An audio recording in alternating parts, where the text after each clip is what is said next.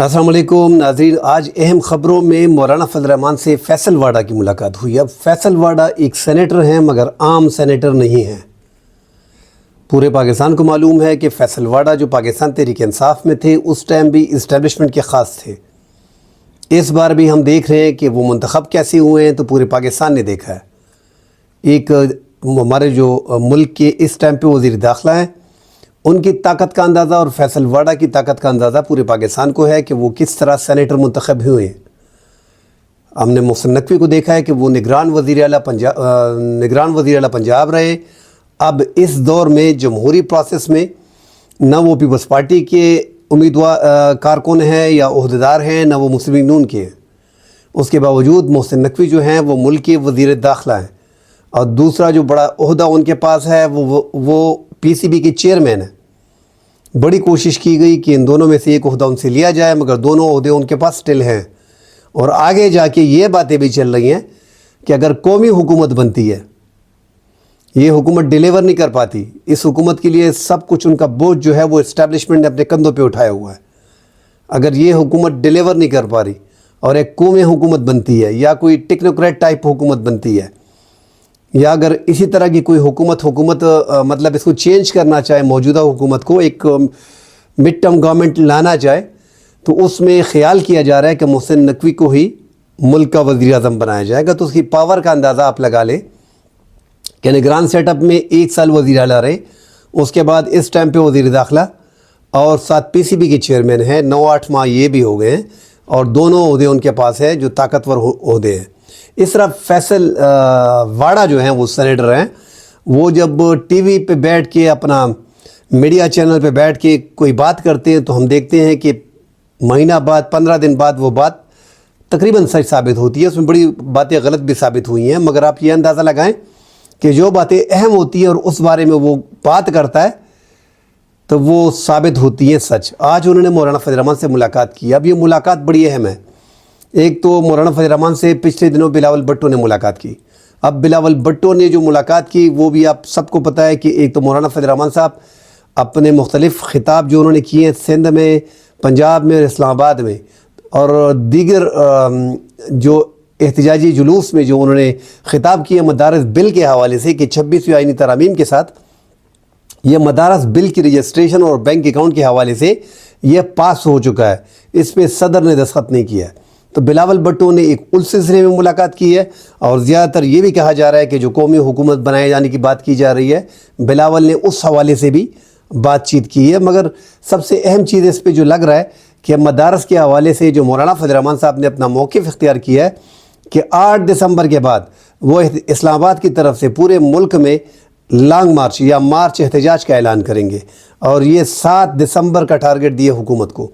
अब वो बिल जो है वो, जैसा कि हमें पता है कि वो बिल सदर मुमलिकत ने वापस कर दिया है। अब जब वापस हो गया है, दोनों ईवानों से दोबारा पास करना पड़ेगा। एक बार उस पर एतराज़ आया कि सूबाई मामलात है, वफाक के नहीं हैं, इस्लामाबाद में मदारस है, फिर उसका क्या होगा। बहरहाल बताया जा रहा है कि सदर मुमलिकत ने अभी तक दस्तखत नहीं किया और उस पर 1-2 एतराज़ात लगा के वापस किया था। हालांकि एक एतराज़ लगाने के बाद दोबारा एतराज़ात नहीं होते, और अब जब आएगा तो दोबारा पेश करने के लिए अब मौलाना फजल रहमान साहब क्या मौक़िफ़ इख्तियार करते हैं, उस सिलसिले में फैसल वाडा ने जो इस टाइम पे मुल्क की ताकतवर तरीन शख्सियत शुमार होती है। आप जैसे भी फैसल वाडा को लेते हैं, आप पाकिस्तान के दीगर चैनल्स पे देखें तो आपको आम सेनेटर जो है वो मुख्तलिफ़ चैनल पे दिखाई नहीं देगा। घंटे घंटे टॉक शो में आप उसको नहीं सुनेंगे, उसकी प्रेस कॉन्फ्रेंस एक कोने में लगा दी जाएगी। मगर फैसल वाडा की जब प्रेस कॉन्फ्रेंस होती है, जितने भी मीडिया हाउसेज़ हैं, कौमी मीडिया हाउसेज़ हैं, जो बड़े बड़े चैनल्स हैं, वो सब जो है वो लाइव जो है प्रेस कॉन्फ्रेंस फैसल वाडा की दिखाते हैं। और फैसल वाडा हर टॉक शो में, हर चैनल पे आपने देखा होगा कि काफ़ी टाइम उसको दिया जाता है, और वो हुकूमत पे भी तनकीद करता है, मुस्लिम लीग नून की हुकूमत पे, और बात भी बड़ी तेज़ करता है।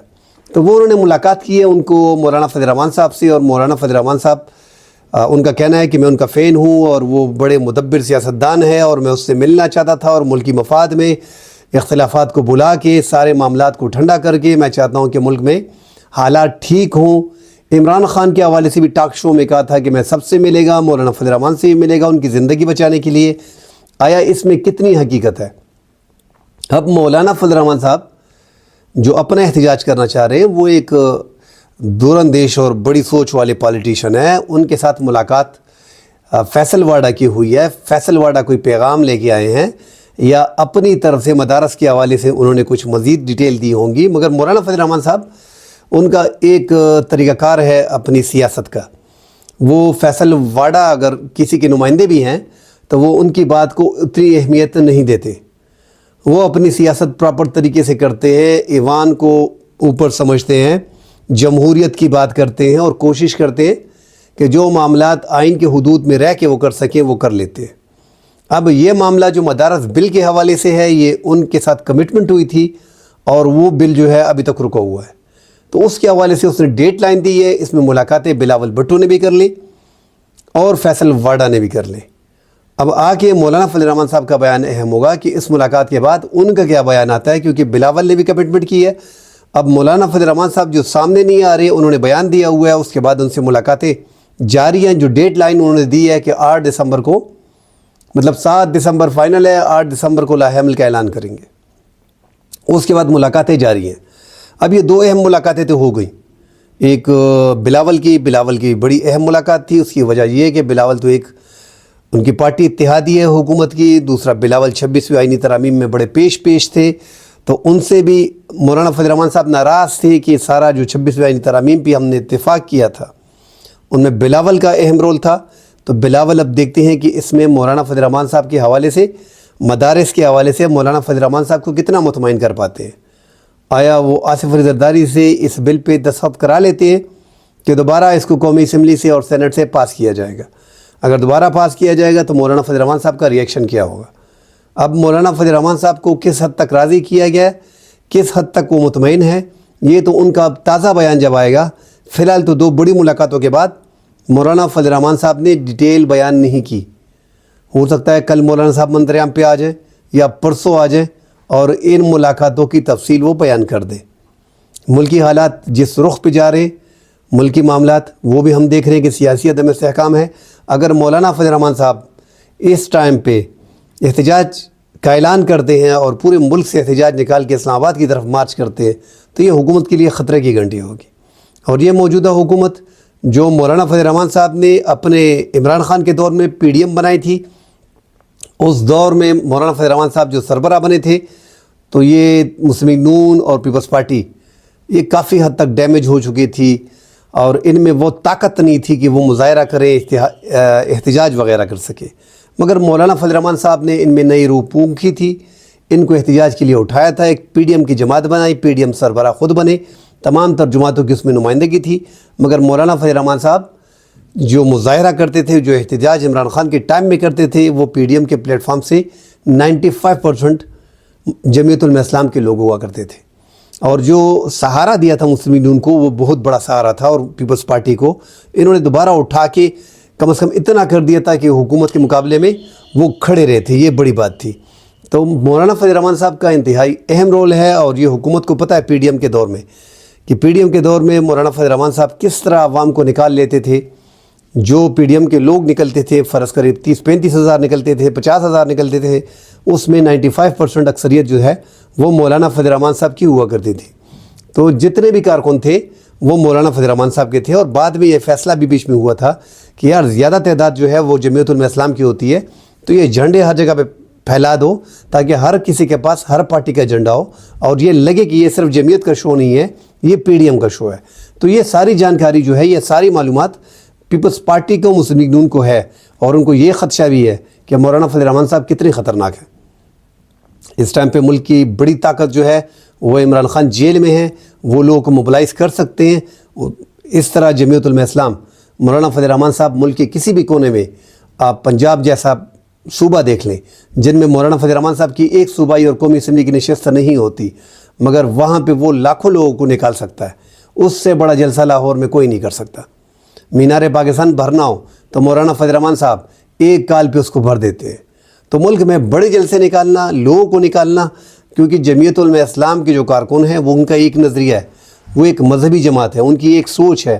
وہ مولانا فضل الرحمان صاحب کی آواز پہ لبیک کہتے ہوئے کسی بھی حال میں پہنچنے کے لیے تیار ہوتے ہیں, اور مر مٹنے کو تیار ہوتے ہیں۔ تو ملک کی 3 جماعتیں ایسی ہیں، جماعت اسلامی ایک منظم جماعت ہے، ان کا وفاق میں اور صوبوں میں اسمبلیوں میں کوئی سٹیک نہیں، اس ٹائم پہ کوئی سٹیک نہیں ہے، مگر عوام میں ان کا سٹیک ہے۔ وہ ایک ایسی جماعت ہے کہ وہ ایک منظم جماعت ہے اور وہ بھی لاکھوں لوگوں کو نکال سکتے ہیں، جس کا مظاہرہ ہم نے دیکھا ہے کہ 3 ماہ پہلے آپ چلے جائیں تو جماعت اسلامی کے سربراہ حافظ نعیم الرحمان نے جو احتجاج اسلام آباد میں کیا تھا، جو دھرنا دیا تھا، وہ سب کے سامنے ہے کہ اس میں ہزاروں افراد نے شرکت کی تھی اور بڑی پابندی اور بڑی رکاوٹوں کے باوجود وہ اسلام آباد پہنچنے میں کامیاب ہو گئے تھے۔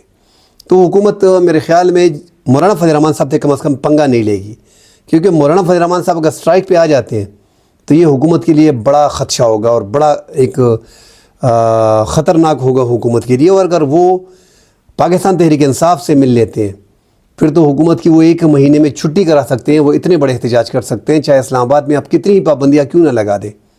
مگر پاکستان تحریک انصاف سے بھی غلطی ہوئی کہ انہوں نے اکیلے اپنے جلسے شروع کر دیے، اور مولانا فضل الرحمان صاحب کو جب موقع تھا، جب 26ویں آئینی ترامیم میں ان کا مفاد تھا، تو اس ٹائم پہ مولانا فضل الرحمان صاحب کے گرد گھومتے تھے۔